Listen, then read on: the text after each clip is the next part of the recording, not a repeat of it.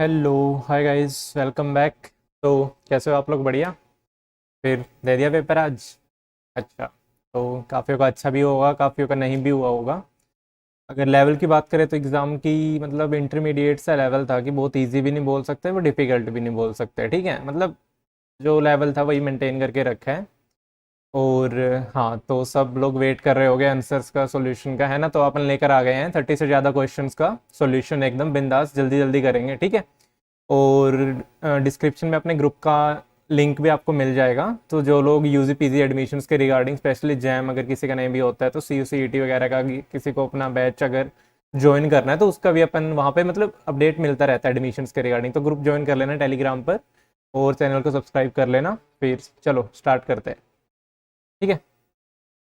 तो इसमें अगर पहले क्वेश्चन की बात करें तो सेक्शन सी का ये क्वेश्चन है। इसमें स्पेसिफिक रोटेशन पूछा था और हमें दिया क्या था? ऑब्जर्व रोटेशन और लेंथ दी थी और हमें कंसंट्रेशन दी थी। तो भाई सभी तो दे दिया था, ये फॉर्मूला अपने को पता ही है। क्या स्पेसिफिक रोटेशन क्या होता है? Alpha by C L. बस क्या ध्यान रखना था कि जो ये पाथ लेंथ है उसको डेसीमीटर में पुट करना है, क्योंकि वो यूनिट्स क्या होती हैं? डेसीमीटर होती है इस फॉर्मूले में। तो जो यहाँ पे गलती कर गए होंगे, वरना तो इसका चांस ही नहीं है क्वेश्चन में गलत होने का, है ना? तो बस वैल्यू सब्सटीट्यूट करो। 1.2 डिवाइडेड बाई 0.5 इंटू 0.06। तो अपन आंसर करेंगे तो 40 आ जाएगा। मैच कर लेना आप लोग, ठीक है? जल्दी जल्दी करेंगे ना, आपका भी टाइम वेस्ट करते हैं इसी वजह से कि वीडियोस तो आपको और भी मिल जाएंगे लंबी लंबी, बट यहाँ पे थोड़ा क्रिस्प वे में करेंगे अपन। तो एक और सेक्शन ए से क्वेश्चन पूछा गया था जिसमें अपने को प्रेशर गिवन था और के ए बाई के डी भी गिवन था। ठीक है। और फ्रैक्शन ऑफ मोलिक्यूल्स हमें पता करने थे। तो यार ये लोग है ना, जितना अपने को डेटा इकट्ठा कर पाए उसी बेसिस पर ये वीडियो बनी है। तो अगर कहीं पे कुछ मिसिंग हो तो मतलब माफ़ करना, ठीक है? तो अगर कुछ पार्ट मिस रह गया हो तो वो तो अपन बाद में ही कंप्लीट सोल्यूशन लेके आ सकते हैं। जितना डेटा अवेलेबल था उसी के बेसिस पर अपन ने ये काइंड ऑफ वीडियो बनाया है। तो इसमें अपने को पता ही है एड्जॉर्प्शन चैप्टर से, थीटा सरफेस कवरेज क्या होता है? KP divided by 1 plus KP for unimolecular. ठीक है। जो गैस होती है, तो उसके लिए अपने को के गिवन है। के क्या था? के ए बाई के डी। एड्जॉर्प्शन और डिजॉर्प्शन कांस्टेंट का रेशियो अपने को गिवन है क्वेश्चन में। प्रेशर गिवन है, बस वैल्यू सब्सटीट्यूट करो।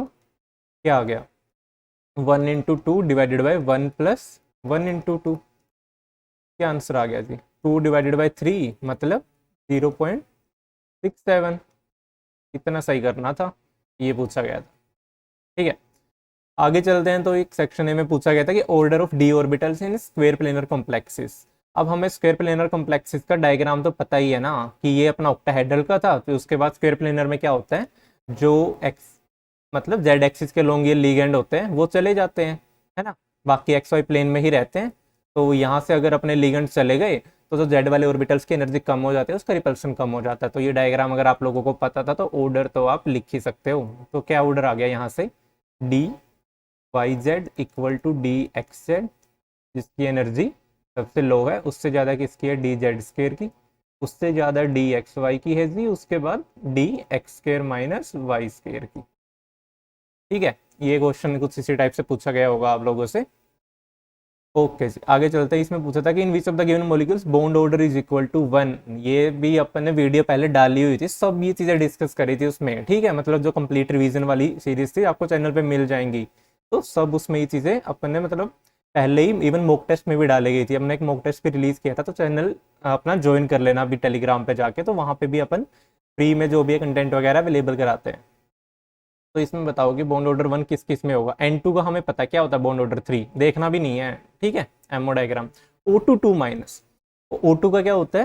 अगर नॉर्मल की बात करें, 2 माइनस को बाद में देखते हैं। तो इसमें एंटी बॉन्डिंग में 2 इलेक्ट्रॉन्स है ना?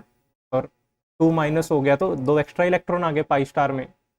तो अब इसमें देखो 6 कितने हैं बॉन्डिंग में, 4 हो गए एंटी बॉन्डिंग में। तो 6 माइनस 4 डिवाइडेड बाई 2 1। ठीक है। बट ये एमएस की क्वेश्चन है, गलती मत कर देना एक देख के। आप लोगों को तो पता ही होगा ना, वहाँ पे अटैम्प्ट किया 31 से 40 वालों में अटैम्प्ट किया होगा। फिर बी टू की बात करें, बी टू में भी क्या है? ये अगर बॉन्डिंग है, ये एंटी बॉन्डिंग है, तो भूल जाओ, वो तो कैंसिल आउट कर देते हैं। फिर आगे चलते हैं, तो ये दोनों के दोनों बॉन्डिंग है। तो 2 माइनस 0 डिवाइडेड बाई 2 क्या आ गया? ये भी 1 आ गया। तो इसका भी बॉन्ड ऑर्डर 1 है। बी टू भी सही है ना? N2 सही नहीं था अभी तक। Li2 की बात करें, Li2 में Li में कितने इलेक्ट्रॉन होते हैं? 3। Li2 में हो गए 6। अब 6 इलेक्ट्रॉन फिल करने हैं, है ना? सबसे पहले sigma 1s sigma star 1s, फिर sigma 2s sigma star 2s थे, है ना। करने लग जाओ फिर, दो दो इलेक्ट्रॉन हो गए जी सिग्मा 2s तक ही फिल। ये तो आपस में कैंसिल आउट से ही कर जाएंगे, तो बचे ऊपर बॉन्डिंग में कितने 2, एंटी बॉन्डिंग में कुछ है ही नहीं, डिवाइडेड बाई 2, तो बॉन्ड ऑर्डर इसका भी क्या आ गया 1। तो मतलब बी सी एंड डी तीनों ऑप्शन यहाँ पे करेक्ट है, तीनों का ही बॉन्ड ऑर्डर 1 है। अगर आप करके आए तो वेल एंड गुड। आगे चलते हैं, इसमें क्या था अगले क्वेश्चन में, मतलब 2A इक्वल टू प्रोडक्ट्स, ऐसा अपना अगर रिएक्शन है तो उसमें रेट कांस्टेंट गिवन था और कंसंट्रेशन बताई थी कि 0.42 और 0.2 मोलर हो रही है, और ये सेकंड ऑर्डर अपना रिएक्शन गिवन था। तो ठीक है, जिसमें इनिशियल कंसंट्रेशन इक्वल है ए और बी की, तो ये वो वाला केस हो गया सेकंड ऑर्डर का। तो अब देख रहे हैं अपन, इनिशियल कंसंट्रेशन 0.4 थी, फाइनल कितने 0.2। दो तरीके इसको करने के, या तो सिंपली अगर आपको फॉर्मूला पता है 1/80 minus 1/a not equal to KT, initial concentration जब सेम होती है ए और बी की, तो यही फॉर्मूला आता है ना। अब इसमें अपने को AT गिवन है, A नोट गिवन है जी, K भी गिवन है, तो टाइम अपने को फाइंड आउट करना था, इसमें बस कर दो वैल्यू पुट, आ गया जो यहाँ पे निकाल रखा है। फिर दूसरे इस तरीके से भी इसको देख सकते हैं कि अगर 0.4 से 0.2 मोलर अपनी कंसंट्रेशन हो रही है, तो मतलब क्या हो रहा है, वो आधी हो रही है। तो आधी होने के लिए कितना, उस टाइम को क्या बोलते हैं अपन, टी हाफ। अगर आपको टी हाफ का भी फॉर्मूला पता है ना सेकंड ऑर्डर के लिए, तो उससे भी आप इजीली कैलकुलेट कर सकते हो। तो या इस तरीके से कर लो या उससे कर लो, बात बराबर है, तो आंसर क्या आएगा अपना 1000 सेकेंड। कर लेना मैच। फिर आगे चलते हैं, तो इसमें 134 अपने को एक HKl ये प्लेन गिवन था, है ना, और ABC ये इनकी भी अपने को वैल्यूज गिवन है। तो अपने को ऑर्थोरोम्बिक क्रिस्टल के लिए डी फाइंड आउट करना था। PYQ से पूछे गए हैं यार कि ये सारे क्वेश्चन सिमिलर क्वेश्चन थे काफी, ठीक है PYQ में। तो ये फॉर्मूला होता है किसके लिए, क्यूबिक टेट्रागोनल ऑर्थोरोम्बिक, तीनों के लिए ये फॉर्मूला होता है, हमें पता है ना, क्यूबिक टेट्रागोनल ऑर्थोरोम्बिक, क्योंकि तीनों में एंगल 90 डिग्री होता है उसी के, और A B equal to B equal to C उन्हीं के लिए वैलिड होता है, जिसमें एंगल 90 डिग्री होता है तीनों का और इक्वल होता है ना। तो उसके लिए फॉर्मूला अपने को, अगर आप लोगों को पता ही होगा, अगर सॉलिड स्टेट पढ़ा है तो थोड़ा बहुत मिलर इंडिसेस देखा है, तो क्या करना है, बस वैल्यू सब्स्टिट्यूट करो जी, किसकी, HKl की, H क्या था 1, K क्या है 3, L क्या है 4, बस सबकी वैल्यू सब्स्टिट्यूट करो, ABC की वैल्यू सब्स्टिट्यूट करो, कर दो जी डी फाइंड आउट। बस यूनिट देख लेना, यहाँ पे अगर नैनोमीटर गिवन है, यूनिट का पता नहीं है अपने पास, इतना इन्फॉर्मेशन आने था, तो यहाँ भी सेम ही यूनिट में आंसर देना, या जिस यूनिट में पूछा वो आर्मस्ट्रॉन्ग में पूछा या जिसमें भी पूछा उसी में हिसाब से कितने डेसिमल प्लेसेस तक आंसर निकाल देना। तरीका यही रहेगा, फॉर्मूला यही लगेगा, ठीक है। फिर आगे चलते, तो इसमें यहाँ पे क्या था, नंबर ऑफ सिंगलेट्स अपने को बताने हैं, कि NMR का ये क्वेश्चन है अपना, नंबर ऑफ सिंगलेट्स बताने हैं, ठीक है। अब इसमें बात करें ME क्या होता है, CH3, राइट। दोबारा ही बना लेते हैं, उसमें थोड़ा होच पोच हो जाएगा, Br CH3 OCH3, यहाँ पे क्या है H, इधर भी क्या है H, ठीक है जी, ओके। अब देखो ये जो दो हैं, दोनों के दोनों टाइप्स के प्रोटॉन हैं, ये क्या है, इक्विवेलेंट है ना, क्योंकि मतलब अगर आप Br से इधर जाओगे सेम ही अपने को काइंड ऑफ प्रोटॉन मिल रहा है, तो उसका इन्वायरमेंट सेम है तो अपना सेम ही डेल्टा पे आएंगे, तो ये तो हो गया इक्विवेलेंट प्रोटॉन, मतलब एक सिग्नल देंगे, क्या देंगे, सिंगलेट। अब इनकी बात करें दोनों की, ये भी क्या अपने इक्विवेलेंट, वही इन्वायरमेंट सेम है तो सेम डेल्टा पे आएंगे, है ना। और ये भी क्या है, ये अपना एक डिफरेंट है, मतलब इसमें भी CH3 जो तीनों प्रोटोन है वो भी इक्विवेलेंट है, मतलब है ना, इन्वायरमेंट सेम है। अब तीनों के तीनों केसेस में क्या है कि नेबरिंग एटम पे अपना कुछ है ही नहीं, कपलिंग ही नहीं हो सकती, कपलिंग नहीं होगी तो क्या होगा, सिंगलेट ऑब्जर्व होगा, राइट। तो सिंगलेट, ये भी सिंगलेट होगा, ये भी सिंगलेट होगा, ये भी सिंगलेट होगा। तो कितने टाइप के सिंगलेट्स ऑब्जर्व होंगे यहाँ पे, 3, यही अपना आंसर होना चाहिए, है ना। अगर साइड वाले पे H होता फिर वो कपलिंग हो सकती थी, जो अपन नॉर्मल बात करते हैं ना, जो 6-7 हर्ट्ज अपना जो कपलिंग कॉन्स्टेंट आता है, अगर मतलब ऑर्थो और मेटा पे अगर इन दोनों पे HH है तो उस केस में वो कपलिंग हो जाती है, बट यहाँ पे तो CH3 है, तो एक और एक्स्ट्रा कार्बन पे जाना पड़ेगा कपलिंग होने के लिए, तो डिस्टेंस बढ़ जाता है, तो वो कपलिंग ऑब्जर्व नहीं होगी। तो इस केस में कितने ऑब्जर्व होंगे अपने को, सिंगलेट 3। फिर आगे चलते हैं, तो ये कुछ अपने को फॉर्मूला गिवन था जिसको कोलमैन रिएजेंट्स भी बोलते हैं अपन, ठीक है। किस नाम में क्वेश्चन था जिसमें इलेक्ट्रॉन काउंट अपने को फाइंड आउट करना था, तो कर दो जी, कितना है इसमें, Na2 है तो उसके इक्विवेलेंट नेगेटिव अपन ने जो चार्ज है वो ऊपर लगा दिया कॉम्प्लेक्स के, कर दो भी, न्यूट्रल मेथड से कर रखा है ये, आयरन के 8 हो गए, 4 अपने लिगेंड है, एक लिगेंड कितने देगा 2, तो 4 दूनी 8 और 2 अपना एनाइनिक है, तो ये वो ऐड हो जाते हैं उसमें इलेक्ट्रॉन, तो कितने आए 18। इतना सा क्वेश्चन था, 10 सेकंड में हो जाना चाहिए था क्वेश्चन, 10 भी कहीं ज़्यादा बोल रहा हूँ मैं। फिर अगले क्वेश्चन की तरफ चलते हैं। तो इसमें ए इक्वल टू बी, मतलब पैरेलल रिएक्शन अपना, ए गिव राइज टू बी और ए गिव राइज टू सी, जिसका रेट कांस्टेंट है K1 एंड K2। अब इसमें बी और सी का रेशियो फाइंड आउट करना था, मतलब यही पूछा जाता है इनसे और कुछ नहीं पूछा जाता। तो बी और सी का फॉर्मूला अगर आप लोगों ने थोड़ा बहुत काइनेटिक्स देखा भी है ना, ये फॉर्मूला तो ध्यान ही होगा। बीटी का क्या होता है K1 divide by K1 plus K2, 1 minus E की power minus K1 plus K2 T. ठीक है, तो इसमें ये नहीं याद होगा तो सीधा याद होगा कि अगर दोनों की रेशियो लेंगे अपन बी और सी की, तो क्या आएगा K1 बाई K2। अगर इतना भी ध्यान था ना तो चल गया अपना काम। बस K1 की वैल्यू सब्सिट्यूट करो, K1 क्या होता है 2K2, 2K2 इसमें सब्सिट्यूट करी तो K2 से K2 कैंसिल आउट हो गया, बचा क्या 2, तो अपना इसका रेशियो क्या आया 2:1 या 2, जो भी आंसर था मैच कर देना। ठीक है, अभी बोल रहा हूँ यार, डिस्क्रिप्शन में अपना टेलीग्राम चैनल का लिंक है, ज्वाइन कर लेना, सच में कह रहा हूँ बहुत हेल्पफुल होने वाला है। मतलब अगर ना लगे इम्पोर्टेंट या कुछ भी, बिंदास लीव कर देना बाद में, कोई मतलब गिले शिकवे नहीं होंगे। ठीक है, चैनल को जरूर जरूर सब्सक्राइब कर लेना, रेगुलर आपके काम की अपडेट की वीडियो मिलती रहेगी। फिर अगला क्वेश्चन था, तो इसमें ग्लूटामिक एसिड का अपने को 3 पीके वैल्यू गिवन थी। ठीक है, अब हमें पता है कि जी ग्लूटामिक एसिड होता है जो वो एसिडिक होता है ना, एक एसिडिक एक्स्ट्रा उसमें फंक्शनल ग्रुप लगा होता है, अगर एक COH और NH2 को छोड़ दे तो। अब वो उसकी वजह से क्या होता है, उसका PI कम होता है, इसको इलेक्ट्रिक पॉइंट होता है वो। तो जो लोअर वाली पीके वैल्यू होते हैं ना, उसका एवरेज अपन लेंगे तो उसका PI फाइंड आउट कर सकते हैं। तो ये रेफरेंस डेटा के बेसिस पर है कि एक्चुअल में कि उनका PK1 PK2 क्या होता है। अगर जो भी पेपर में आपको गिवन हो, जो लोअर वैल्यू आपको वैल्यू उठानी है, उनका सम करना और एवरेज फाइंड आउट कर लो। तो अगर यही वैल्यूज थी पेपर में भी, तो आंसर इतना ही आना चाहिए। अगर कुछ थोड़ा बहुत ऊपर नीचे थी तो उस हिसाब से बस सम करके 2 से डिवाइड कर दो और फाइंड आउट कर लेना था। कौन सा क्वेश्चन था, है ना। अब आगे चलते हैं, तो अपना ये ऑर्गेनिक से था, इसमें क्या था 2 स्टेप्स गिवन थे। फर्स्ट स्टेप में था ये जो बड़ा सा मॉलिक्यूल है, जिसमें अल्फा बीटा अनसैचुरेटेड कार्बोनियल कंपाउंड और एक थायो ग्रुप लगा अपना, है ना।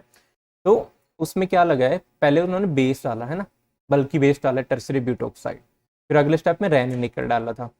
तो सबसे पहले ये बल्कि बेस करेगा क्या, बल्कि बेस क्या करेगा जी, प्रोटोन एब्स्ट्रैक्ट करेगा। तो सल्फर के साइड में CH3 लगा है, तो उसने एक H यहाँ से एब्स्ट्रैक्ट कर दिया। अगर उसने एक H एब्स्ट्रैक्ट कर लिया तो ये जो अपना बॉन्ड है, ये CH2 पे कार्बन आयन बन गया। अब ये जो कार्बन आयन बना है, ये सल्फर के पास में काइंड ऑफ इलिड फॉर्म कर रहा है। तो ये मतलब काइंड ऑफ कहाँ पे अटैक करेगा, ये 1,4 अटैक होगा इसका, स्टेबलाइज जो अपना कार्बन आयन है सल्फर के साथ में है ना, इलिड जो फॉर्म कर रहा है, तो ये 1,4 यहाँ पे इसने अटैक करा इस पे अल्फा बीटा अनसैचुरेटेड कार्बोनियल कंपाउंड पे। तो ये बॉन्ड अपने इस तरह शिफ्ट हो गए, तो क्या बना अपना ये बी वाला स्ट्रक्चर बन गया इनिशियली।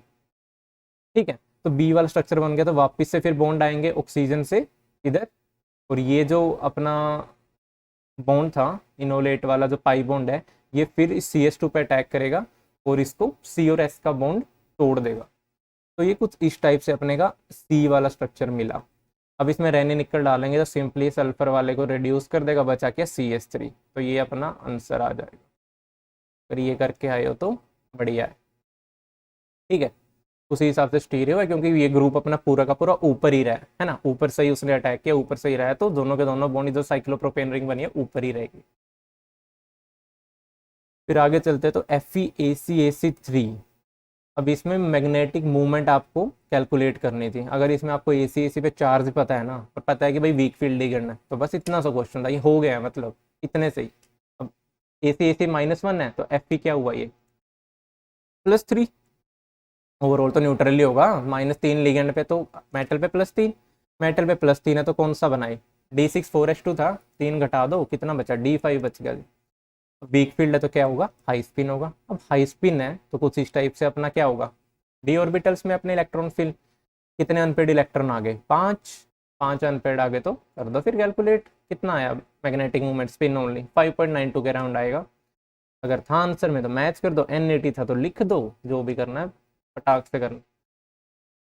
ठीक है, कर ही आयोगे, मतलब जैसा भी है मैच कर लो अभी तो अपना तसल्ली के लिए। फिर एक ये क्वेश्चन तो बोराजीन से अपना आता ही आता है, मतलब थोड़ा बहुत इधर उधर ऊपर नीचे सिमिलर से क्वेश्चन 1 या 2 साल में तो यही रिपीट हो जाता है, इतना इंपॉर्टेंट है देख लो। अगर इतना सा देख के भी गए थे ना कि BCl3 और अमोनियम क्लोराइड रिएक्ट करता क्या बनाता है, B3N3HCl3, अगर उसमें NaBH4 या रिड्यूसिंग एजेंट डाल दिया हमने तो वो Cl भी भाग जाएगा, अपना रिडक्शन हो गया, तो बना क्या, ये बन गया जी बोराजीन। बस अगर इतना था तो सही कराए होगे। आगे चलते हैं, तो इसमें मैग्नेटिक मूवमेंट ऑफ B2 ये पूछा गया था। अब B2 का आपको पता ही है, एमओ डायग्राम यहाँ पे आपके लिए बना के ही रखा है। अब इसमें क्या है, सिग्मा 1s सिग्मा 2s दोनों के दोनों फिल है, उसके बाद सिग्मा 2s में 2 इलेक्ट्रॉन, सिग्मा स्टार 2s में 2, और पाई 2p में 1 और पाई 2p में 1। तो इसमें अनपेड इलेक्ट्रॉन कितने हुए, 2, 2 अनपेड हुए, तो म्यू इक्वल टू n+2 2+2 √8 क्या होता है 2.83। ये कैलकुलेट करना था बस, इतनी सी बात। आगे चल लेते हैं, तो इसमें VOACAC2 इसका अपने को पूछा था ज्योमेट्री, वो कैसा दिखता है अपने को, ये तो स्ट्रक्चर याद ही होगा। ठीक है, कहीं भी अगर थोड़ा बहुत पढ़ा है तो ये तो स्ट्रक्चर बताते ही हैं अपन, जहाँ से भी आपने पढ़ाई की है तो ये स्ट्रक्चर पता होना चाहिए। अगर आपने ट्रांजिशन मेटल वगैरह पढ़ी होगी तो कैसा स्ट्रक्चर है इस टाइप का है जी। क्या बन रहा है ये नीचे क्या बना स्क्वायर, और ये ऊपर अगर सबको मैच कर देंगे तो ये क्या बन रहा है पिरामिड, तो क्या बोलते हैं स्क्वायर पिरामिडल। ये अपना ज्योमेट्री, यही स्ट्रक्चर आ गया। ठीक है, फिर इस वाले में पूछा था कि जो कार्बोनिक एनहाइड्रेज ये इंजाइम होता है तो उसका स्ट्रक्चर कुछ इस टाइप से अपने को दिखता है, जो रेड में आपके लिए ड्रॉ कर रखा है। इसमें मेटल पूछा था, कौन सी मेटल है, थोड़ा बहुत भी बायो इनऑर्गेनिक पढ़ा होगा ना, ये चीज़ तो पढ़ी ही होगी आप लोगों ने, नहीं पढ़ी है तो फिर लॉस हो गया फिर तो बहुत। तो इसमें कौन सा मेटल है, जिंक। ठीक है, गलती हो जाती है कोई ना, अगर बिल्कुल छूट गया किसी से डिमोटिवेट नहीं होना है। ठीक है, और पेपर नहीं था इतना ईजी, ये बात ध्यान रखना। ठीक है, और इसमें बात करें तो आगे SOS bond is present in which of the given option, बताओ जी किस ऑप्शन में SOS बॉन्ड प्रेजेंट था। अगर फॉर्मूला वहां पे लिखा था तो क्या आएगा, ये पायरोसल्फ्यूरिक एसिड होता है, उसमें ही ये SOS बॉन्ड होता है। ये पायरोसल्फ्यूरिक एसिड को क्या भी बोलते हैं, डाई सल्फ्यूरिक एसिड ओलियम। तो ये तो बहुत ही काइंड ऑफ इम्पोर्टेंट एक कंपाउंड कह लो, या ऑक्सो एसिड है सल्फर का, अगर देखा होगा तो पता ही होगा। ठीक है, किसमें SOS बॉन्ड होता है। फिर आगे बात करें तो यूनिट ऑफ मोलर कंडक्टिविटी, बताओ जी मोलर कंडक्टिविटी की यहाँ क्या यूनिट है। मोलर कंडक्टिविटी होता क्या है, K/C। K की क्या यूनिट होती है, कंडक्टिविटी होती है अपनी साइमन सेंटीमीटर इनवर्स, और अगर SI में बात करें तो साइमन मीटर इनवर्स। C क्या होता है, मोल पर लीटर।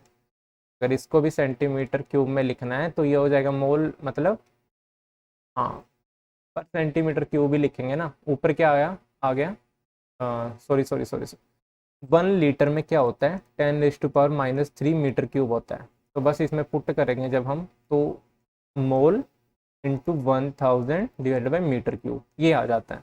तो अब इन दोनों को डिवाइड करेंगे जब हम, siemens metre inverse divided by mole into 1000, और ऊपर क्या गया अपना मीटर क्यूब, तो क्या आएगा अपना unit siemens metre square mole inverse. ये तो कर ही आए होगे आप लोग, उम्मीद है। ठीक है, तो इसका ये आंसर आ गया था siemens metre square mole inverse. Okay, फिर अगला क्वेश्चन है, तो भाई साहब ये तो क्या है, मतलब कुछ भी आपको इस टाइप का स्ट्रक्चर दिख जाए और उसमें फिनाइल हाइड्रोजन डाल रखा हो तो क्या बना लेना है, मतलब दो इक्विवेलेंट है उसके रिएक्ट करते हैं और क्या बनता है अपना ओसोजोन।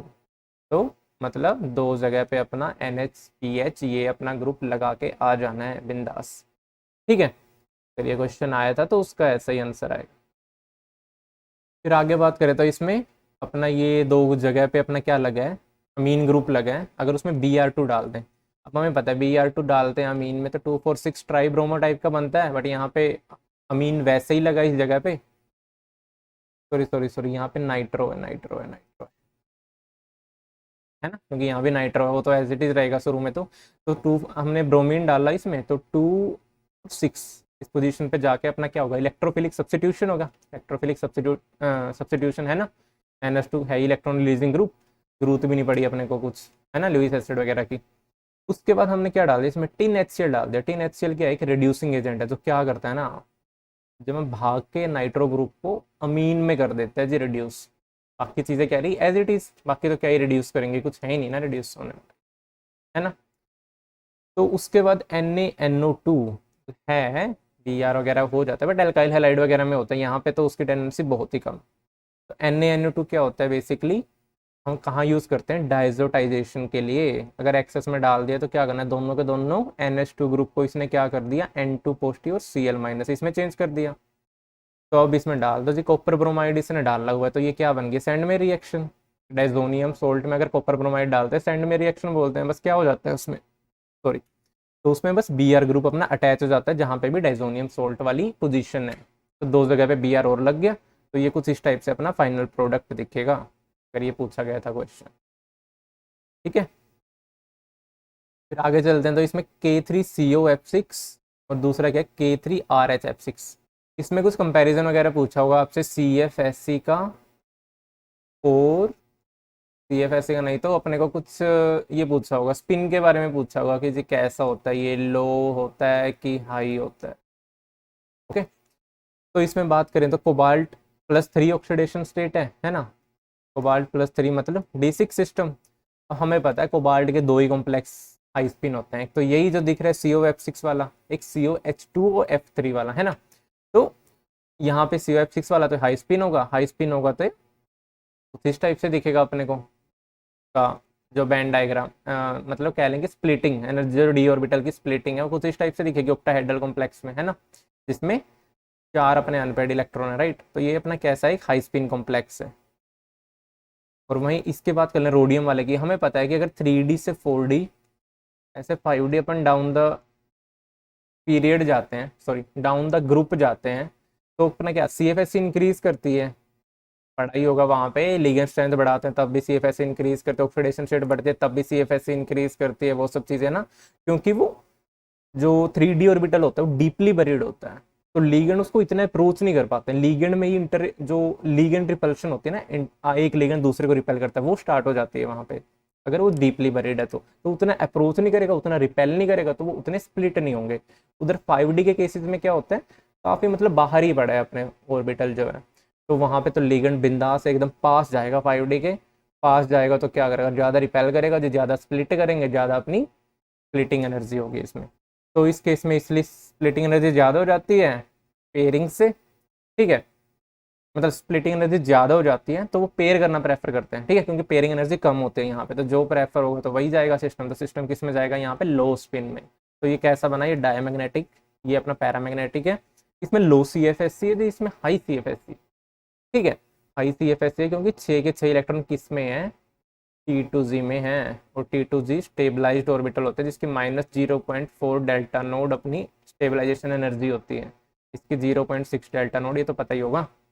तो इसी के रिलेटिव में पूछा होगा, इस वाले केस में तो अपना -0.4 डेल्टा नोड वही सेम ही होता है, बट इसमें एक इलेक्ट्रॉन है ना, बस उसी का ही कंट्रीब्यूशन आएगा नेट, और इस वाले में 6 के 6 कंट्रीब्यूट करेंगे, तो ओवरऑल अगर CFS से निकालोगे -2.4 डेल्टा नोड, अगर इसमें कितना ही -0.4 डेल्टा नोड। मैग्नीट्यूड देखना है, साइन नहीं देखना है, सॉरी, आज बहुत आगे भाग गए। ठीक, तो इसी रिस्पेक्ट में कुछ पूछा होगा आप लोगों से। फिर आगे बात करते हैं, तो इसमें मोस्ट स्टेबल कन्फर्मर, इन दोनों में से बताना है जी मोस्ट स्टेबल कन्फर्मर क्या होगा।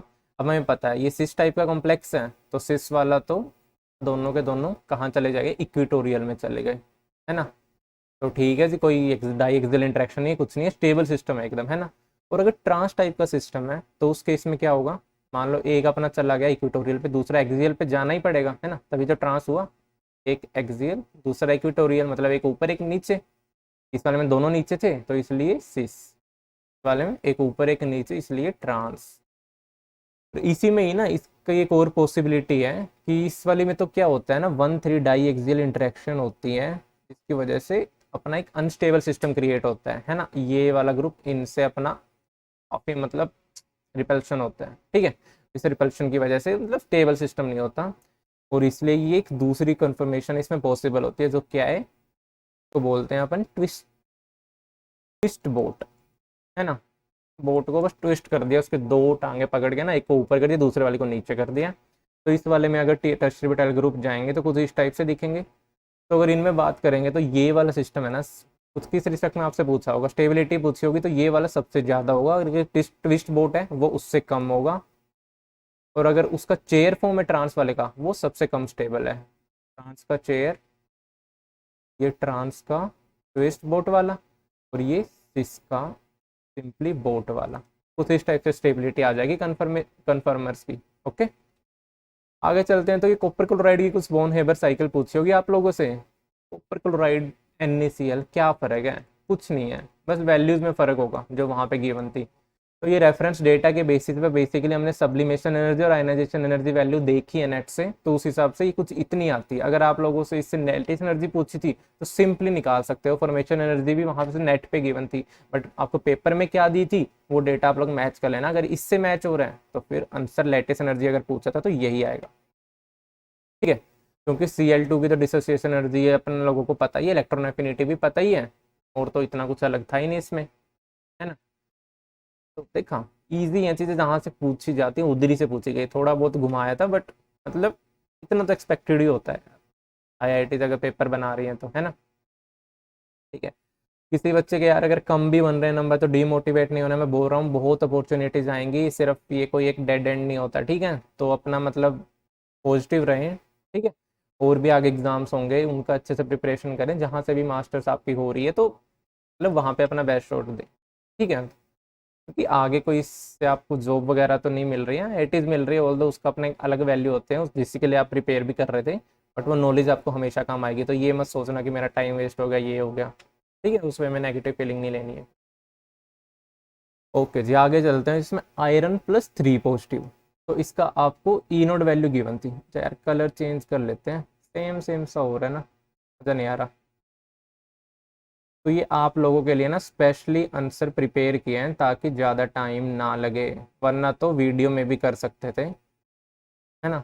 बट मैं क्यों टाइम वेस्ट करना यार, बच्चों ने पेपर दिया है, ख़त्म किया है, थोड़ा इन्जॉय करेंगे, अभी जल्दी ख़त्म हो जाएगा तो क्यों। ठीक है जी, इसमें ई नोड वैल्यू आपको फाइंड आउट करनी थी। हाँ यार, कैसा कलर लिया पता ही नहीं लग रहा कुछ। हम करते ब्लैक लेते हैं,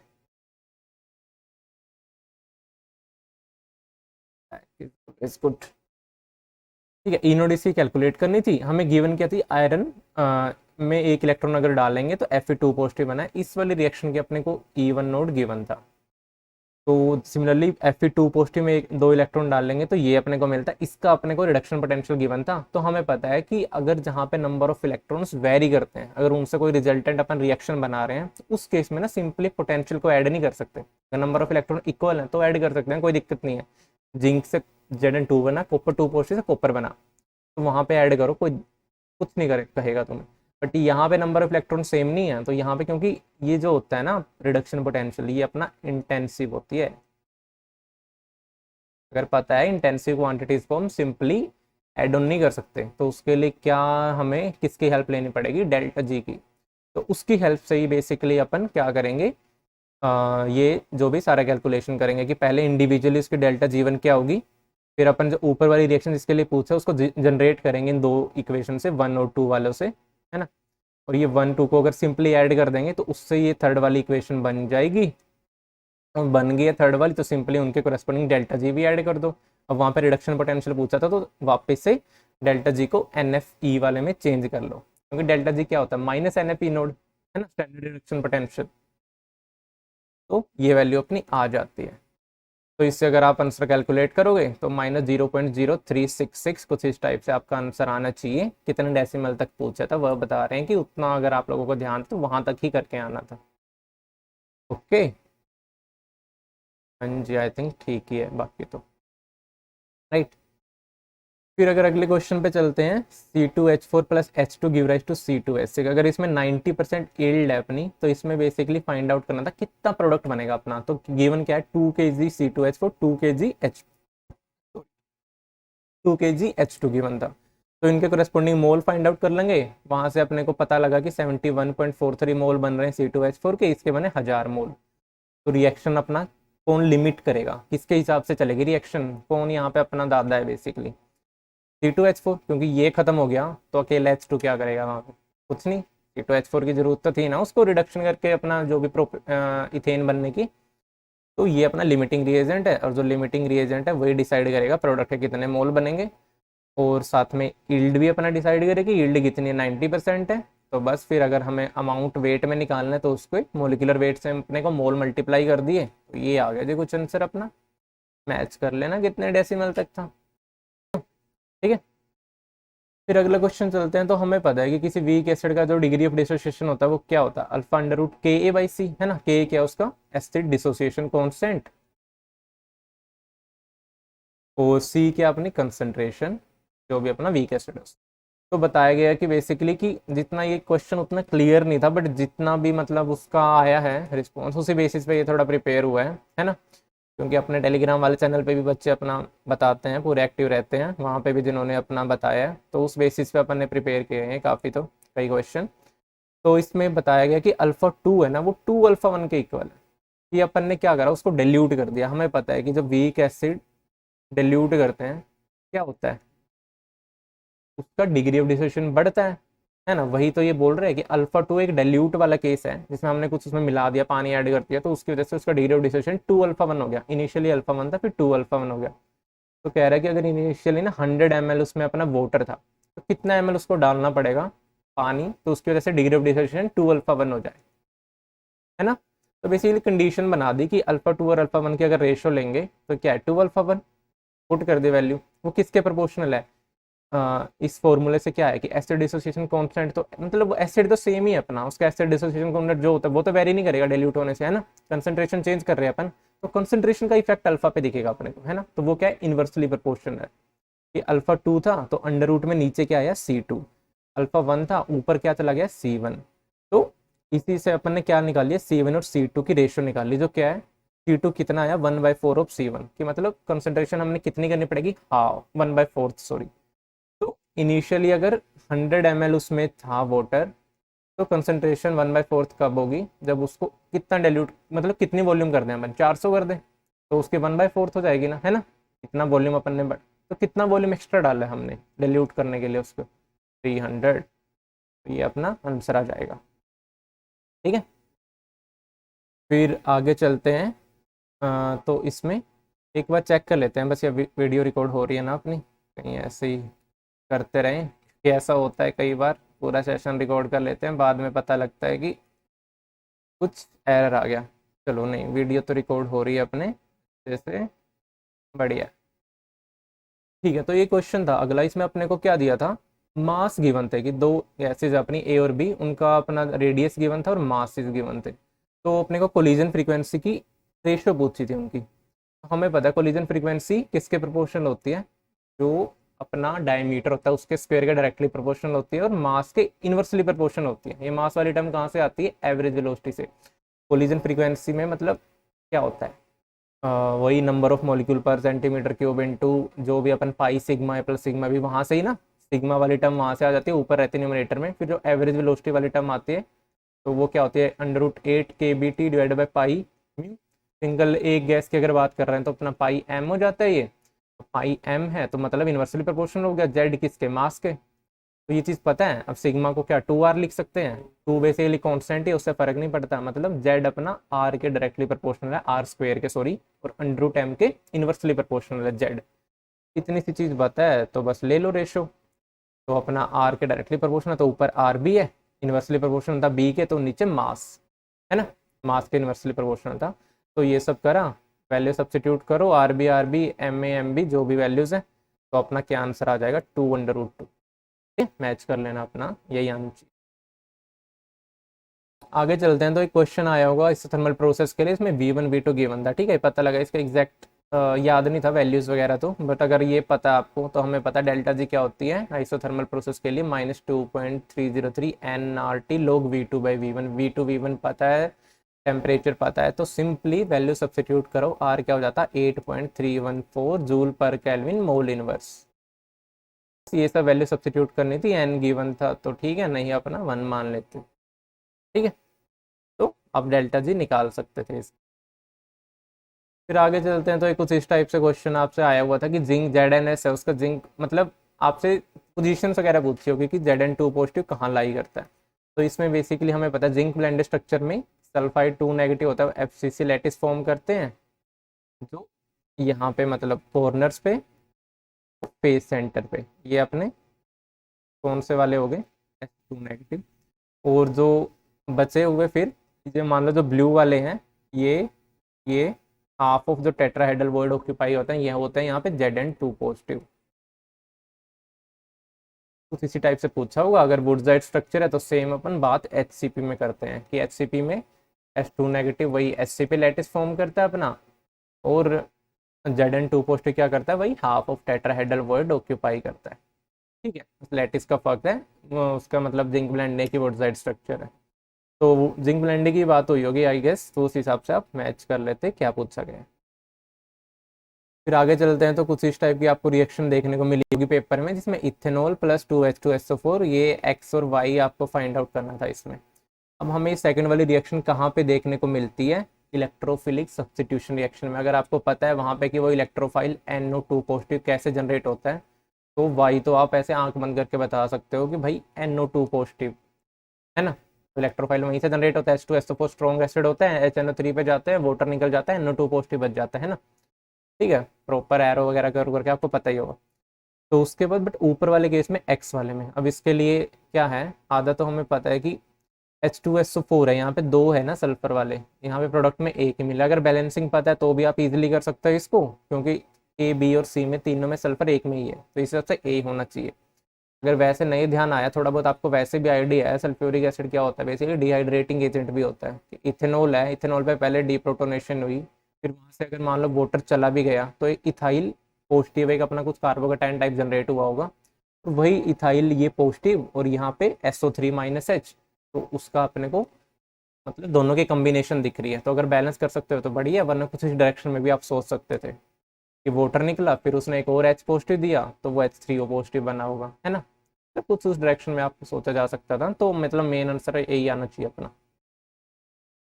ठीक है, तो फिर बात आती है for ideal gas find the correct relation. तो ये MSQ क्वेश्चन था, ये भी काफ़ी इंपॉर्टेंट क्वेश्चन है। तो इसमें क्या है, बंदों को पता होता है, क्या क्या पता होता है अपने को। पहला तो ये पता होगा कि जी del T by del P at constant enthalpy equal to zero. Okay जी, एक ये भी पता होगा del H by del P at constant temperature equal to zero. ये कहाँ से आया, सेकंड थर्मोडाइनमिक स्टेट से, वहाँ पे पढ़ा ही था हमने, है ना। क्योंकि आइडियल गैस की बात हो रही है, आइडियल गैस हो या रियल गैस, मतलब सॉरी आइडियल गैस होती है तो फर्स्ट थर्मोडाइनमिक स्टेट भी जीरो होती है, सेकंड वाली भी जीरो होती है ना। तो ये तो ठीक है, del H by del P. और हमें पता है अगर ये जीरो होती है तो del T by del P at constant enthalpy ये क्या होता है, -1/Cp del H by del P at constant temperature. मतलब यही सेकंड थर्मोडाइनमिक स्टेट भी तो आती है जूल थॉमसन वाले में, अगर आपको ध्यान है। तो अगर ये जीरो है तो फिर ये भी अपना क्या हो जाता है, जीरो, है ना। क्योंकि Cp क्या है, अपना heat capacity eight constant pressure, वो तो कॉन्स्टेंट ही है। तो मतलब बी और सी तो जीरो है अपना। अब ए और सी में आपको मतलब बी और डी जीरो है, ये सही है। अब आपको ए और सी में थोड़ा सा अता पता सा नहीं लग रहा होगा, है ना। तो पहले चलो ए की बात करते हैं कि ए में क्या हो रहा है। ए क्या है, delta H by del V at constant temperature. ठीक है, अब हमें पता है मैक्सवेल इक्वेशन के, अगर ये ट्रिक वगैरह आपको पता है तो डी एच क्या होता है, T D S plus V D P, है ना। अगर यहाँ पे del H by del V करें एट कॉन्स्टेंट टेम्परेचर दोनों साइड, तो कुछ इस टाइप से अपना एक्सप्रेशन दिखने को मिलेगा, राइट। तो यहाँ पे अब अपने को बस del S by del V at constant temperature की वैल्यू सब्स्टिट्यूट करनी है दूसरी मैक्सवेल इक्वेशन से। तो del P by del T की टर्म में लिख सकते हैं, वहाँ पे बस P V equal to N R T से पी की वैल्यू सब्स्टिट्यूट कर दो और टी के रिस्पेक्ट में डेरिवेटिव ले लो। Similarly del P by del V में पी की वैल्यू सब्स्टिट्यूट कर दो, डेल वी के रिस्पेक्ट में कर लो, तो ये सोल्व करोगे तो क्या अपना आंसर आएगा, जीरो। तो मतलब जो del H by del V वाला ऑप्शन था जी, वो भी जीरो दे रहा है। कौन सा था ये, ऑप्शन ए। ठीक है, ये भी। अब सी ने क्या कसूर किया, चलो उसको भी देख लेते हैं। सी क्या होता है अपना, सी में क्या था, del H by del T at constant pressure. चलो फिर उसको देखते हैं। एच क्या होता है अपना, यू प्लस पी वी। अगर del H by del T at constant pressure करें तो del U by del T at constant pressure, P into del V by del T at constant pressure पर V del P by del T at constant pressure. तो जो third वाली term है तो zero होगी, क्यों, क्योंकि हम प्रेशर को कॉन्स्टेंट बोल रहे हैं, साथ में हम प्रेशर के चेंज की बात कर रहे हैं। प्रेशर कांस्टेंट है तो वो चेंज थोड़ी करेगा, डीपी जीरो हो गया, तो ये जीरो होगी थर्ड वाली टर्म। तो अभी बची क्या, ये फर्स्ट और सेकंड टर्म। तो हमें पता है आइडियल गैस के लिए जो इंटरनल एनर्जी होती है वो क्या होती है, 3/2 nRT, है ना। n मोल्स के लिए अगर बात करें ये होता है अपना फॉर्मूला।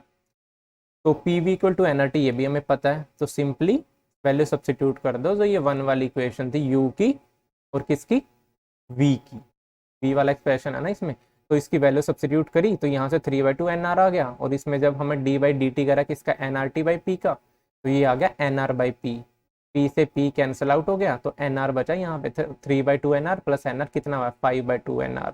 ये तो जी क्या है, नॉन जीरो नहीं है, तो मतलब जो ऑप्शन अपन इसके बात कर रहे हैं ना थर्ड वाले की, ये तो जीरो नहीं है, तो ये गलत था।